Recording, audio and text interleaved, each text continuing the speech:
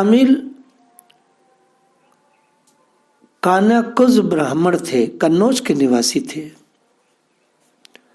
कान्याकुज द्विजः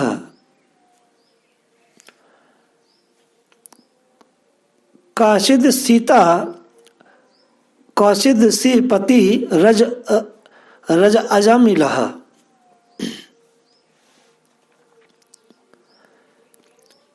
वेद शास्त्र और पुराण आदि को के पारंगत विद्वान थे। शील सदाचार और सद्गुणों के तो वो खजाना ही थे। ब्रह्मचारी, विनय, जितेंद्रिय, सत्यनिष्ठ और मंत्र वेता भी थे। कितनी सारी बातें थी उनमें। इन्होंने गुरु, अग्नि, अतिथि और वृद्ध पुरुषों की बहुत सेवा की थी। इनमें अहंकार का लेश भी नहीं था और समस्त प्राणियों का हित चाहते थे। सबका उपकार करते थे। किसी में दोष नहीं देखते थे और बहुविधि का विधान। लेकिन इतना सब कुछ होने के बाद भी जो विधि का जो विधान है वो बहुत ही विलक्षण है। माता पिता ने प्यारवश इनका नाम अजामिल रखा था, जो आगे चल के सत्य ही हुआ। अजा का अर्थ है माया, अर्थात माया से लिपटा हुआ। और आगे चल के हम सब देखते हैं कि यह अजामिल साक्षात माया रूपणी वेश्या में इतने आसक्त हो गए कि सारा जीवन ही गंवा बैठे। आज हम उनकी थोड़ी सी कथा का सुनेंगे। ये चरित्र 2 दिन चलेगा।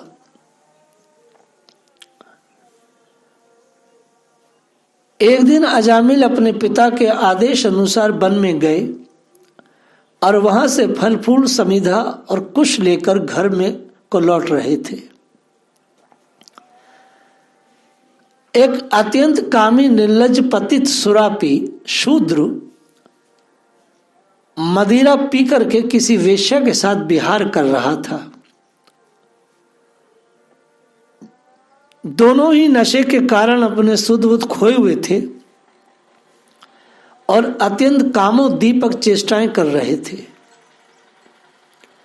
जिसे देखकर अजामिल सहसा ही मोहित और काम के वश हो गए। एक बहुत बड़ा प्रश्न आता है कि जब वो इतने विद्वान और सद्गुण संपन्न ब्राह्मण थे अजामिल, तो क्षण मात्र में वो कैसे ज्ञान ध्यान को तिलांजलि देकर के विषयवश हो गए। इसका एक ही समाधान है। माया ऐसी बलवती है कि जो ज्ञानीन कर चित अपरही, बरियाओं विमोह मन करही। दूसरा,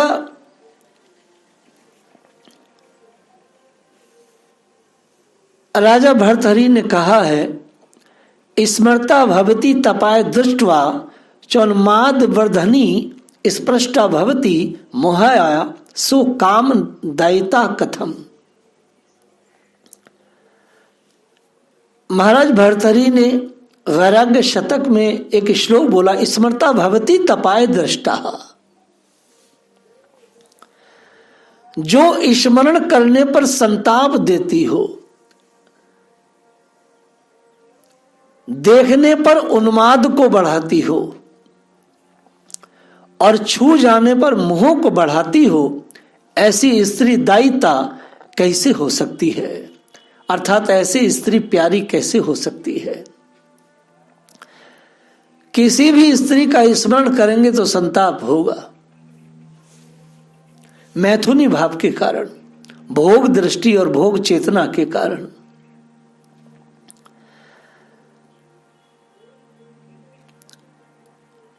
स्मरण करने से संताप होता है और देखने से उन्माद बढ़ता है।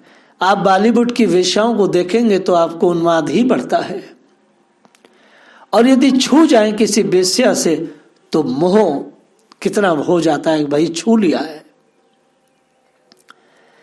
तो इस प्रकार से, इस तरह से चेतना को नीचे ले जाने वाला जो यंत्र है, ऐसी स्त्री यंत्र को स्त्री दायिता कैसे कह सकते हैं, अर्थात उसको प्यारी कैसे कह सकते हैं। ज्ञान ध्यान वैराग अरु लोक वेद कुलकान, कछु न रहत लागल जवे तरुणी नैना बान। तनक न रहे विरक्तता लगे द्रगन की था, कहू पूजा माला कहू, कहू बटुआ कहुआ। जब स्त्री से नैन मिलता है तो ज्ञान वैराग्य सब नष्ट हो जाता है। विरक्तता कहाँ चली गई, कहाँ माला चली गई, कहाँ पूजा पाठ, कहाँ ठाकुर जी, सब का सब समाप्त हो जाता है।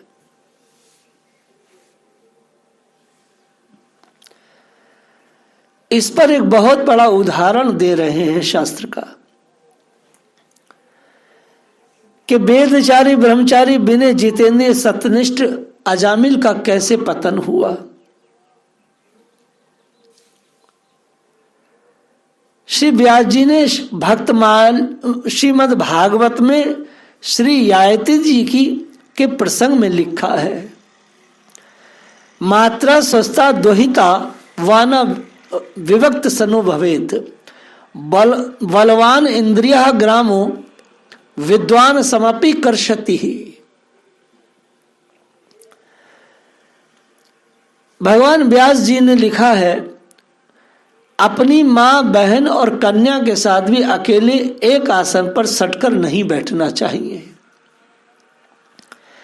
इंद्रियां इतनी बलवान हैं कि बड़े बड़े विद्वानों को भी विचलित कर देती हैं।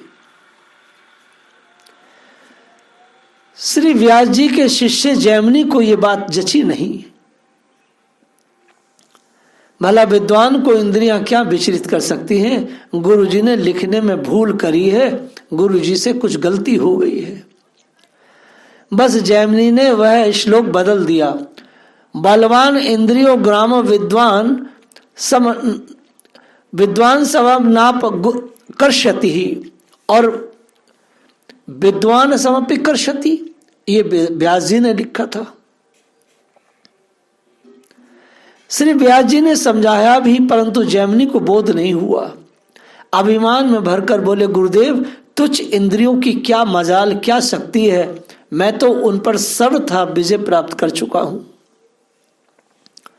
यह सुनकर व्यास जी जैमिनी की परीक्षा लेने के लिए स्वयं स्त्री रूप धारण कर अंधेरी रात में जब कुछ बादल बरस रहे थे, जैमिनी के आश्रम में पहुंचकर बोले, हे मुनि,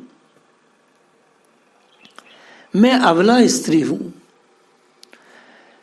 मैं अपने साथियों से बिछुड़ गई हूं, अत्यंत व्याकुल हूं एवं इस वन में भयभीत होकर आपके आश्रम में आई हूं। आज रात बिताकर प्रातः सूर्य उदय होते ही अपने साथियों को ढूंढ लूंगी, फिर उनके साथ चली जाऊंगी। स्त्री की प्रार्थना सुनकर के महर्षि जैमिनी ने कहा, यहां से कहीं दूर चली जा, मैं स्त्री को अपने आश्रम में आश्रय नहीं देता। बड़े कड़क शब्द थे। मैं अकेली इस अंधेरी रात में कहां जाऊंगी, उस स्त्री ने बड़े मधुर भाव से कहा। महाराज, शरणागत का परित्याग शास्त्र में नहीं कहा गया है, आप तो सर्वज्ञ हैं, सब जानते हैं। तब जैमिनी ने कहा कि अच्छा लो, ये कमरे की चाबी मेरे बगल के कमरे में भीतर से किवाड़ बंद करके पड़ी रहे ना। यदि मैं भी किवाड़ खोलने के लिए आग्रह करूं तो खोलना नहीं। उस स्त्री ने कहा, ऐसा ही करूंगी महाराज। उसने ऐसा ही किया। पुण्य काम की प्रबलता से जैमिनी महर्षि का अपना स्वरूप विस्मृत हो गया। जो इतनी बड़ी ज्ञान की चर्चा कर रहे थे, विस्मृत हो गया स्वरूप। उस निर्जन रात्रि में उस रूपवती युवती के साथ समागम की इच्छा उत्पन्न हुई। अपनी पर्णकुटी से बाहर आकर उस युवती से किवाड़ खोल देने का आग्रह करने लगे। जब बहुत प्रार्थना करने पर भी नहीं खोली, तब उस कमरे की छत पर जाकर उस पर्णकुटी के काठों को हटाकर कमरे में प्रवेश कर गए। इतने कामातुर हो गए कि किवाड़ जब नहीं खुला तो कुटी के ऊपर चढ़ करके काठ हटा करके छत तोड़ के नीचे गिर गए। वहां उन्होंने अपने गुरुदेव श्री व्यास देव जी को बैठे देखकर एकदम लज्जा से डूब मरे तथा उनको नमस्कार करते हुए बोले, हे गुरुदेव, आपकी वाणी सत्य है। वास्तव में काम पर विजय प्राप्त करना अत्यंत कठिन है। आप मेरे अपराधों को क्षमा करें। व्यास जी क्षमा करके अपने आश्रम में चले आए।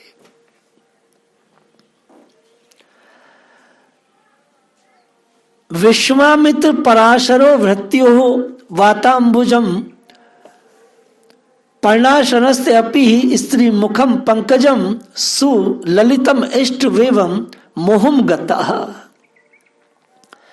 विश्वामित्र, पराशर आदि भी जो वायु और जल सूखे पत्ते खाते थे, स्त्री के मुख कमल को देखकर मोह को प्राप्त हो गए। तो दूसरे भी इस विषय ऐसे बलवान, क्योंकि काम के विषय इतने बलवान होते हैं कि स्त्री पुरुषों के विहार की बात ही क्या, सौम्री ऋषि तो मछलियों के विहार को देख करके विषयवश हो गए थे। ये तो अजामिल जी ने स्त्री पुरुष का विहार देखा था, ऋषि सौमरी ने तो मछली और नर और मादा का विहार देख करके कामतुर हो गए।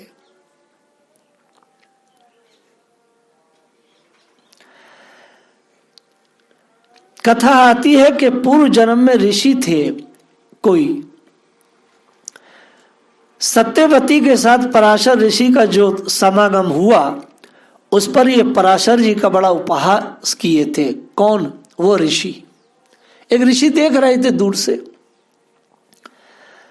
तब क्षुभित होकर के पराशर जी ने शाप दे दिया कि तुम हमारा उपहास कर रहे हो, तुम्हारा तो सारा जन्म अगले जीवन जो है वेश्या के साथ ही बीतेगा, हम तुम्हें श्राप देते हैं। इसलिए शास्त्रों में कहा गया है महत् पुरुषों का उपहास नहीं करना चाहिए, क्योंकि महत् पुरुषों के उपहास से भोगना पड़ता है।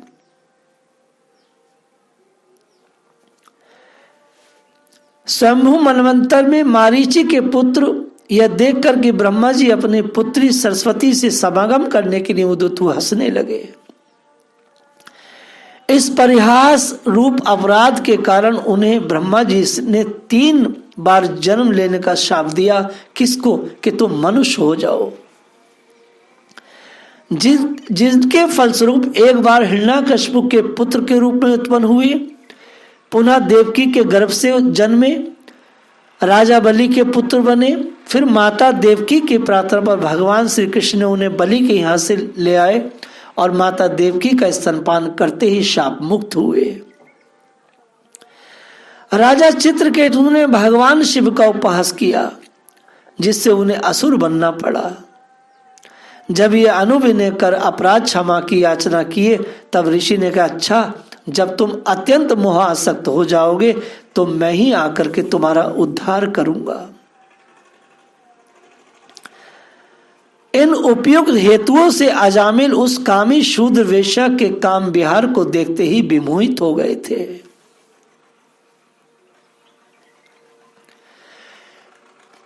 इतना श्रेष्ठ व्यक्ति, धर्मवेता, ब्रह्मचर्य से युक्त, ब्रह्म तेज से युक्त, कैसे वेश्यागामी हो गया? पूर्व के शाप के कारण। अर्थात किसी महापुरुष को अगर कोई अपराध में लिप्त देखो या कुछ गड़बड़ देखो तो समझो पूर्व का ही कोई अपराध है, जिसके कारण इन महापुरुष की यह दुर्गति हुई है। न कुछ कहना चाहिए, न तो अपशब्द कहने चाहिए, चुप रहना चाहिए। पता नहीं कौन महापुरुष किस जन्म के श्राप को भोग रहा है, इसे कुछ नहीं कहना चाहिए।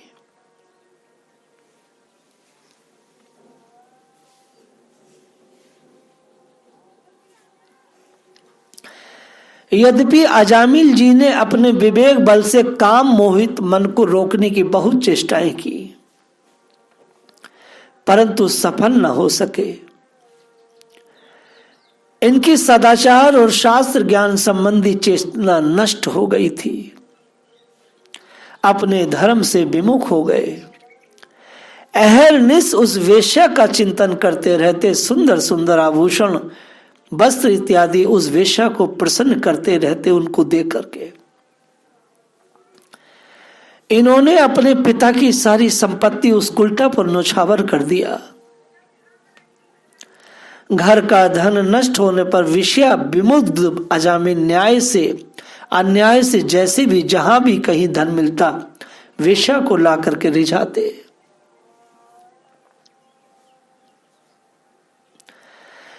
इस चरित्र से एक बात सीखने को मिलती है, माता पिता को अपने बालकों का नाम विचार कर धरना चाहिए, जैसा तैसा नाम धरना ठीक नहीं है।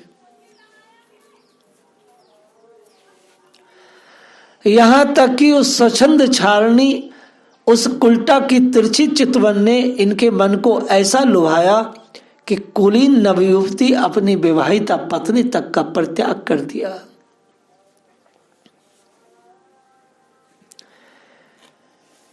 वेश्यासो मदन ज्वाला रूपेंद्र घन समेधिता कामी वेतयुहिंता यौवनानी धनानी चय। वैराग्य शतक में राजा भर्तहरि ने लिखा है, वेश्यासो मदन ज्वाला, यह वेश्या कामरूप अग्नि की ज्वाला है जो रूपी ईंधन से बढ़ाई गई है। अर्थात ये वेश्या काम रूप का कुंड है, अग्नि कुंड है। इसमें कामी लोग अपने यौवन और धन का हवन करते, स्वाहा करते हैं। क्या सुंदर श्लोक है। इसमें कामी लोग क्या करते हैं, अपने रूप का, अपने यौवन का और अपने धन का उस अग्नि रूपी उस वेश्या के उस कुंड में अपनी जवानी को और अपने धन को सुहा करते हैं। वेश्यासो मदन ज्वाला रूपेंद्र घन समेधिता।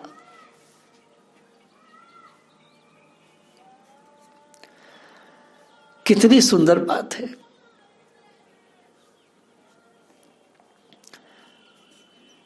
पातक 3 प्रकार के शास्त्रों में बताए गए हैं, उपपातक, पातक और महापातक। अजामिल से एक भी पाप बचा नहीं था। अजामिल ने वेश्यागमन किया था, मदपान किया था और भी बहुत से कुकर्म किए थे।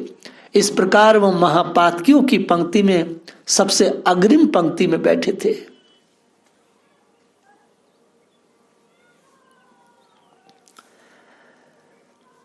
अजामिल का सब कुछ नष्ट हो गया। कैसे नष्ट हुआ? यद्यपि उन्होंने बहुत काम किया था, बहुत पढ़े लिखे थे, सब कुछ था, लेकिन पूर्व के अपराध के कारण वो नष्ट हो गए। इसलिए परम पूज्य प्रातेश्वरी रमेश बाबा जी महाराज एक बात कहते हैं, कुछ भी कर लो लेकिन भक्त अपराध मत करो। भक्तों के चरणों का जो अपराध है वो जन्म जन्मांतर तक भोगना पड़ता है, उससे कोई नहीं बच सकता। जितने भी उदाहरण हमने दिए वह सब भक्त अपराध के उदाहरण थे। अजामिल ने पूर्व में ऋषि पराशर के चरणों में अपराध किया था। जब ऋषि पराशर सत्यवती से आसक्त होकर बोले, मैं तुमसे समागम चाहता हूं, तो सत्यवती सकुचा गई, हे ऋषि आप ब्राह्मण हो, मेरे शरीर से दुर्गंध निकलती है, मैं तो मत्स्य कन्या हूं। तो पराशर ने अपने योग बल से सुगंध से भर दिया। तो सत्यवती ने कहा महाराज इस समय तो दिन है, तो योग बल से रात कर दी। फिर बोले ये तो यमुना का पुलीन है, बीच में मेरी नाव है, आप कैसे धार में भोग कर सकते नाव में। तो पूरी यमुना को जमा दिया उन्होंने कि लो ठोस हो गई, अब चलो। ये चीज दूर से एक ब्राह्मण देख रहा था, वही ब्राह्मण अजामिल बने, क्योंकि उन्होंने ऋषि पराशर से कहा महाराज वो स्त्री लगातार मना कर रही थी और आप तो घुसते ही चले जा रहे थे। तो ऋषि पराशर ने कहा मूर्ख, मेरी क्रिया को तूने दोष बुद्धि से देखा, मैंने जन्म भर कभी किसी स्त्री को नहीं देखा है, काल से प्रेरित होकर, ईश्वर से प्रेरित होकर के मैंने ये क्रिया की है। भगवान, इसलिए सत्पुरुषों के द्वारा अगर कोई कभी क्राइम भी होता है तो उसमें भी भगवान का कोई विशेष लक्ष्य होता है, क्योंकि पराशर और सत्यवती के भोग से ही भगवान व्यास जी का जन्म हुआ। जय श्री राधे।